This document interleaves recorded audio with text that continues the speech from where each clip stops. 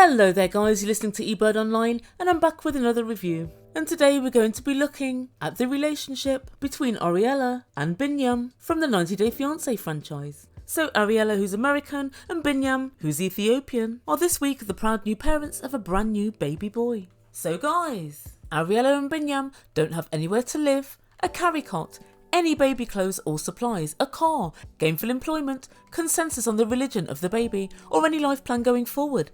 Other than that, they're totally ready for the brand new baby! Guys, this is nothing short of a disaster. I've tried to resist, and it's come to that time the Ebird has to weigh in. So a little bit later in the review we're going to catch up with how life is treating them with the new baby. But first I want to take you on a little trip down memory lane and discuss how Ari and Biniyam first met and talk you over everything that's happened in their relationship to date. So stick with me till the end of the video and I will break everything down. So this is 90 Day Fiancé the Other Way, Ariela and Biniyam. Very quickly before you begin, I want to thank everybody that's subscribed to my channel, and if you haven't done so, please don't forget to hit that red button and also don't forget to press the like button if you enjoy the video. And so we begin where we quite often do, at the beginning. So Ariela's American, Biniyam's Ethiopian. So Ariela was married for a few years. It didn't go too well, she got divorced. And so in an absolute spur of the moment decision, she booked a cheap trip to Ethiopia and she found a cheap trick in Ethiopia. And that's where she met current partner Biniyam. So Ariela was very used to travelling, she'd been all over the world. She's Jewish and her dad's a doctor and her mum's a nurse. And she met Ethiopian Biniyam at the bus stop. Guys, where do all the best relationships begin? At the bus stop. And so her partner Biniyam has been an orphan since the age of 12. He has about 5 or 6 sisters and seems to have grown up around a lot of female energy. Also, what I found really interesting is his nickname is Baby. And I can't help but think having a 29-year-old who still calls himself Baby is going to prove somewhat of a problem when there's an actual baby in the mix. And what does Biniyam do, I hear you ask? So he works as a personal trainer, an MMA fighter, a singer and a dancer. Biniyam, oh Biniyam, you've forgotten Gigolo. And I don't think it's too unfair to suggest that he has the CV of a wannabe.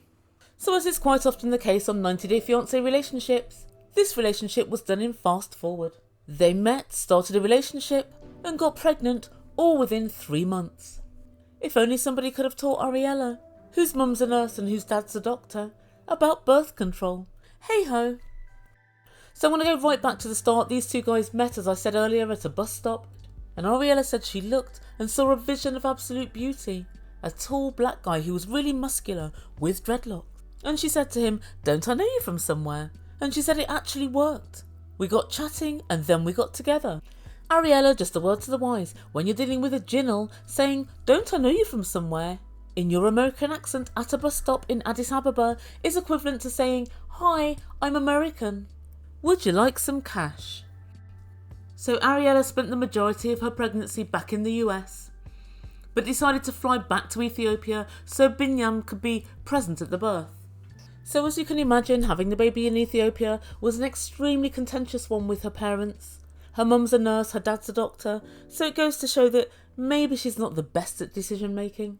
But I guess her heart was in the right place and she wanted to make sure that her family unit was together right from the start. And I've got to tell you, to start off with, I thought, this is a good idea. It shows that she's open to creating this family properly. She really wants Biniyam to have an input and to feel as if he's completely included in all decisions and so on. But little did I know how little research she'd done into where she was going to be living and what was going to happen when she got to Addis Ababa. And so when she flew back to Ethiopia, she decided to go with her mum to help her settle in. And guys, right from the moment they landed, I knew this is going to be, how can we say, a challenge. That's the nicest way I can say it, a challenge. So she got off the plane with her mum and Biniyam was waiting there with a handful of roses he'd picked from next door's garden. But when they greeted each other, Ariela was underwhelmed to say the very least. Ariela said, "Oh my god, you've cut your hair." And he was like, "Yeah, it was kind of more comfortable for me, I guess." And she said, "You look so different." And guys, you know when different is kind of like a swear word? And her mum jumped in and said, "Do you like it better?" And she was like, "Yeah." But she later said to production, "Biniyam looks so different. He cut his hair and he's lost loads of weight and his muscles. It's like I'm looking at a stranger." And she finished off by saying the whole reason I noticed him was because of his dreadlocks. Wow. Oh dear, Ariela wanted Bob Marley, she got Pharrell. She doesn't seem at all happy. But nevertheless, she's in Ethiopia now. Her mum's going to be staying for 2 weeks and she's going to be at a hotel. But Ariela's going to be staying with Biniyam at a brand new flat he's rented, especially for her coming over. Biniyam tells production, I hope she likes the house. I'm really worried, but I've done as much as I possibly can. Yeah, Biniyam, that's not going to be quite enough, because look at the property he rocked up with. And the moment Ariela walked in, she couldn't believe what she was seeing. It was honestly like something from the 1970s. There was clutter everywhere, it looked like he hadn't properly bothered to clean. But when he walked in, nevertheless he said, voila! And I did actually feel really sorry for her at that moment because he said, what do you think? Now come on, Biniyam. She thinks you're out of your goddamn tiny mind. And he said, I tried my best. Biniyam, your best is woefully inadequate, to say the very least. Oh my friends, I watched this 3 or 4 times. It was so funny. And I've never known such an egregious use of the word voila. Wow. Voila. Wow. Voila. So in order to help you in the future, Biniyam, the Ebirds put together a few examples where you can use the word voila and it would make sense. I've bought you a new car. Voila. Here's a room full of provisions, bought especially for the baby. Voila. I've cooked both you and your mum a special welcome meal. Voila. I've managed to obtain an abandoned hovel on the worst side of town, furnished with broken shit from the lost and found, for us to live in with our new baby. It's not quite a voila moment, Biniyam. It just isn't. And as Ari looked around the place with utter disgust, he said, I think she doesn't like it.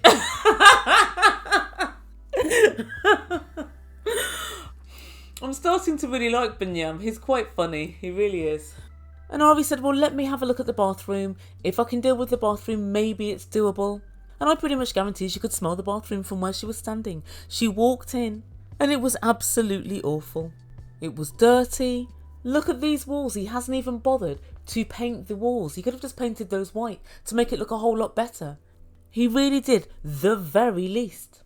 And it does make the Ebird wonder, when she said, I'm coming over to live and we're having a baby, in those intervening 4 months, what was he doing? What was he thinking? And even as I was watching it, I thought, thank God technology hasn't advanced to smelly vision. This flat looks like it stinks. And if this is all he's managed to do in 4 months, I can tell that living with Biniyam is going to be like living life in slow motion. And so of course in the end Ariela refuses to stay there, and they go and live in a hotel for a while, and Biniyam lets her know, this was only ever supposed to be temporary, I have somewhere else for us to stay and I'm renovating at the moment. Well, this sounds good, well done Biniyam, let's all go and have a look, shall we? And so he takes them to a fairly run-down area of town, and he explains that his cousin owns this flat and it's only going to be $600 a month. As they enter, I can see it's at least 3 months from being ready. It's not an apartment, it's a building site. There's plaster everywhere, there's half-painted walls, there's no bathroom or no kitchen at all. And Biniyam only earns $500 a month, so it's difficult to imagine where they're going to get the money to do the whole of this renovation. But I guess nothing motivates you like pouring cash money into a property you don't even own. Ariela's mum said, how long will it take to get this finished? And Biniyam says, 2 or 3 weeks. And she said, no, this is going to be a 2 to 3 month job. And having flipped many houses herself, the Ebird knows there's no way this will take any less than 2 months to finish. So in the end they go house hunting together. Ariela finds somewhere that she loves. It's $1,400 American dollars a month. She's not working. And Biniyam earns $500. Oh Ariela, come on over. Sometimes it's fun in the real world. It really can be. So in the end they compromise and they found a very tiny flat, but it's okay I guess. But all of this makes me really question Ariela. What kind of person would move to Ethiopia before knowing where am I going to be living, what am I going to be doing? I definitely think it's a problem. And next up, her mum wants to go with her to the hospital to check that the healthcare facilities are going to be up to scratch. And so they all go to the hospital together, and to be quite honest, the hospital looks absolutely fine. It's far better than I expected after seeing the apartments. And Ariela's quite happy to have the baby there. But I do wonder what's going to happen if there are any complications with the birth. Biniyam looks like the sort of chap whose healthcare plan consists of asking the guy next door if he's got an aspirin. And so before Mum leaves, they decide to go and see Biniyam at work. And at the moment he's working in a nightclub every evening. And he's dancing with his partner. Who's his partner, you ask? Why, it's his ex-girlfriend. Well, that's not going to cause any problems now, is it? And Ariela's mum said, and I think quite nicely considered everything she could have said, so how did that come about? And Ari said, well, they weren't talking, but whilst I was back in America, they got chatting again, and they decided to dance together again. And the Ebird says, not to worry, Ari, we're all adults now. Just because you've been there before doesn't mean you're duty-bound to go there again. All they're doing is simply dancing together every evening, 7 nights a week, in a nightclub setting. So Ari and Mum excitedly sit down and wait for the show to begin. Here they come. Oh Lord have mercy, are you kidding me? Whew. Ari, all I can say is you're a better woman than me because I wouldn't be having a bar of it. What have you two friends got in store for the finale? Right, I see. That's put my mind at rest. And Ari's mum, well, she's working just as hard as she can to get Ari to come back to America with her. She's not actually asking her, she's just making comments as and when she sees fit. She went, my God, she's beautiful. She's very, very flexible. Mum, we can see, we know. Her legs are at 8:20. We know. But the most interesting takeaway the Ebird has from all of this is, if this is your passion, Biniyam, why aren't you a better dancer? I mean, I've seen him do yoga and so on, so I know he's super flexible, but I don't see a great talent in front of me here. And I feel the onset of that 90-day Fiancé battle cry. It was the editing coming on. So I'm not going to say too much more about it, but I didn't see any talent myself. Personally, I say get another, better paid job. And so finally Mum leaves. And she tells Ari, I'll be back before the birth, and they think the birth is in about 3 or 4 weeks' time. And her mum and dad are going to come back at the same time. And judging by the look on Ari's face as her mum leaves, I kind of got the feeling that Ari was hoping that her mum would demand that she left with her. Something tells me she's kind of changing her mind on wanting to be in Ethiopia. I don't know, maybe you guys can weigh in down below, but something tells me she wasn't happy about this whole thing. I think she wanted to rescind on her decision. But as soon as Mum gets on the plane, Ari turns to Biniyam and says, we're not getting on at the moment. Now my mum's gone, I really don't know how I feel about you. But I'm just going to let you know I feel really uncomfortable with you, and if I want to leave, I'll just leave. And I gotta say, even though I'm not Biniyam's biggest fan, I kind of thought it was a little bit mean to him because he hadn't really done anything. But I get that she was really upset that her mum was leaving, and I guess she's full of pregnancy hormones. But it kind of came across a little bit bitchy, and a little bit unnecessary. And I think it was quite a callous thing to say because Biniyam's been married before to an American. What a surprise. And for whatever reason they split up. Well, in fact, I say for whatever reason, she believed that he cheated. But anyway, they split up. She went back to the US and he hasn't seen his child since, so he's got a 3-year-old. And so for him, the worry of somebody else potentially disappearing with his child is great. And so I do think it was quite unfair for her to make that threat at that point. But they go back to their apartment and they're doing, general sorting out and so on. And a few days later, they go to the hospital to check on the baby. So they get there and they're having their checkup. And the doctor says your baby is breech. So that means the baby's coming out feet first and not head first. And because of this, she has to have a C-section. And guys, she had to have a C-section that day. So of course she started crying. She was really upset because she wanted her mum and dad to be there. But Biniyam did the best that he could to allay her fears and say, I'm there for you no matter what. She went in and she had a beautiful bouncing baby boy. No complications. Yay! And so that's the backstory of Ariela and Biniyam. So what do I make from all this? Well, my first thoughts are as thus. Firstly, I've never met a couple so spectacularly unprepared for having a baby. I understand teenagers, 16, 17, 18-year-olds may not know what's necessary. These guys are old enough to know better. And Biniyam, you've been through the whole thing before, just 2 or 3 years ago. He was out on the market at the last minute, getting a carry carton, a Moses basket. Unbelievable. And Ari had the temerity to say, I can't believe it's all been so sudden, and that's why we're not prepared. It was 2 weeks early. Really, that's not sudden. And incidentally, you knew that the baby was breech before you even left the States, so there was every chance you had to have a C-section. So guys, let me know what you think. Do you think they were prepared? And it's not just baby and baby stuff. Ari had no idea where she was going to be living. The Ebird won't even book a holiday in Europe for a week without seeing the bloody hotel first.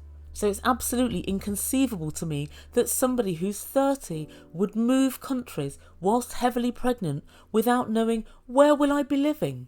If you have any semblance of standards, you'd want the answer to that question. But the final point that I want to make, and this I think gets right in the crux of Ari's and Biniyam's relationship, and that, ladies and gentlemen, is the age-old power struggle.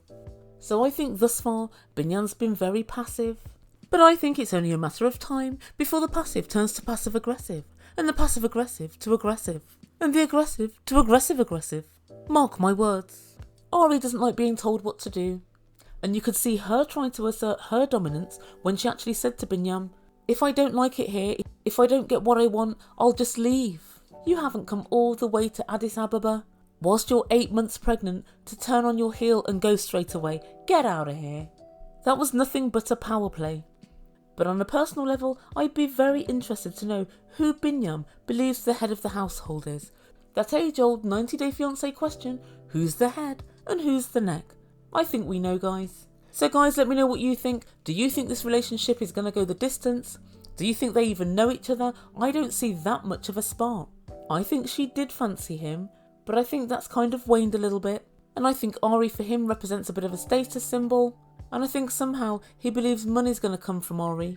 I can't quite put my finger on it, but I just don't buy it. But guys, let me know what you think. As usual, please put your comments down below and I'll answer as many as I can. And so that's the end of part 1.